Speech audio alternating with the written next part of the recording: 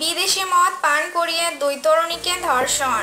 বনানীর the Raintree হোটেলে বিদেশি মদ পান করিয়ে দুই শিক্ষার্থীকে ধর্ষণ করেন সাফাত ও তার বন্ধু নাঈম। বৃহস্পতিবার ঢাকা মহানগর হাকিম আদালতের ফৌজদারি কার্যবিধি ১৬৪ ধারায় স্বীকারোক্তিমূলক জবানবন্দিতে ধর্ষণ মামলার দুই আসামি সাফাত ও সাদমান এই তথ্য দেন।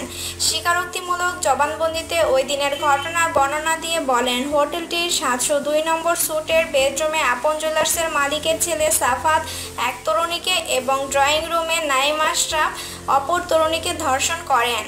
ঘটনার সময় ওই স্যুটে অবস্থান করছিল তাদের অপর বন্ধু ও মামলার আসামি সাদমান শফিক। তবে তিনি ধর্ষণ করেননি। ধর্ষণের পর সাফাতের নির্দেশে তিনি ওই দুই তরুণীকে জোর করে জন্ম নিয়ন্ত্রণ বড়ি খাওয়ান। বিশ্ববিদ্যালয়ে দুই ছাত্রীকে ধর্ষণের ঘটনায় করা মামলার রিমান্ডের শেষে স্বীকারোক্তিমূলক জবানবন্দি দেন সাফাত ও সাদমান। ঢাকা মহানগর হাকিম মোহাম্মদ আহসান হাবিবের আদালতে আসামি সাফাত, ঢাকা মহানগর হাকিম সাদবীর ইয়াসির আহসান চৌধুরীর আদালতে আসামি সাদমান স্বীকারোক্তিমূলক জবানবন্দি দিয়েছেন। জবানবন্দি গ্রহণ শেষে আসামিদের কারাগারে পাঠানোর আদেশ দেন আদালত।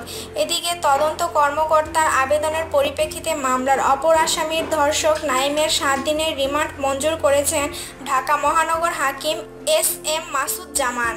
জবানবন্দিতে সাফাত ও সাদমান একই ধরনের তথ্য দিয়ে জবানবন্দিতে বলেন, ২৮ মার্চ জন্মদিনের অনুষ্ঠানের কথা বলে ওই দুই তরুণী দ্য রেইনট্রি হোটেলে নিয়ে আসা হয়।